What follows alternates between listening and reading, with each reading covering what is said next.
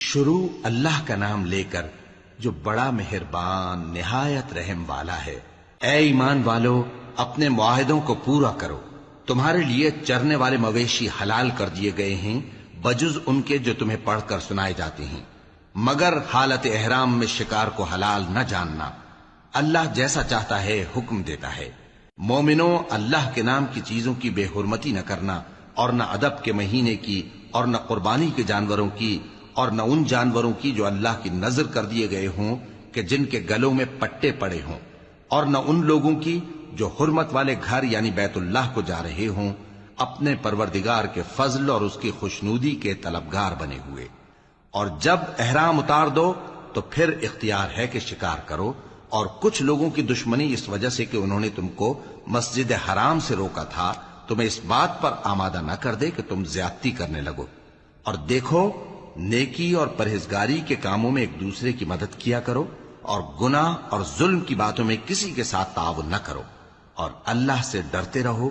کچھ شک نہیں کہ اللہ کا عذاب سخت ہے۔ تم پر مرا ہوا جانور اور بہتا لہو اور سور کا گوشت اور جس چیز پر اللہ کے سوا کسی اور کا نام پکارا جائے، اور جو جانور گلا گھٹ کر مر جائے، اور جو چوٹ لگ کر مر جائے، اور جو گر کر مر جائے، اور جو سینگ لگ کر مر جائے، یہ سب حرام ہیں۔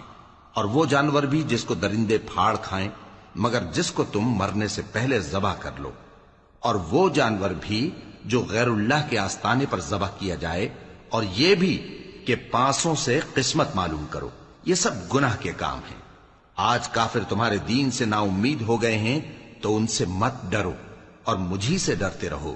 آج میں نے تمہارے لیے تمہارا دین کامل کر دیا ہے اور اپنی نعمتیں تم پر پوری کر دی، اور تمہارے لیے اسلام کو بطور دین پسند کر لیا۔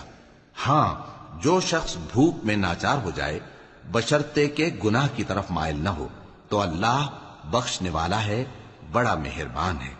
اے نبی، تم سے پوچھتے ہیں کہ کون کون سی چیزیں ان کے لیے حلال ہیں۔ ان سے کہہ دو کہ سب پاکیزہ چیزیں تم کو حلال ہیں، اور وہ شکار بھی حلال ہے جو تمہارے لیے ان شکاری جانوروں نے پکڑا ہو جن کو تم نے سدھا رکھا ہو، اور جس طریق سے اللہ نے تمہیں شکار کرنا سکھایا ہے اس طریق سے تم نے ان کو سکھایا ہو۔ تو جو شکار وہ تمہارے لیے پکڑ رکھیں اس کو کھا لیا کرو، اور شکاری جانوروں کے چھوڑتے وقت اللہ کا نام لے لیا کرو، اور اللہ سے ڈرتے رہو، بے شک اللہ جلد حساب لینے والا ہے۔ آج تمہارے لیے سب پاکیزہ چیزیں حلال کر دی گئیں، اور اہل کتاب کا کھانا بھی تم کو حلال ہے اور تمہارا کھانا ان کو حلال ہے، اور پاک دامن مومن عورتیں اور پاک دامن اہل کتاب عورتیں بھی حلال ہیں، جبکہ ان کا مہر انہیں دے دو۔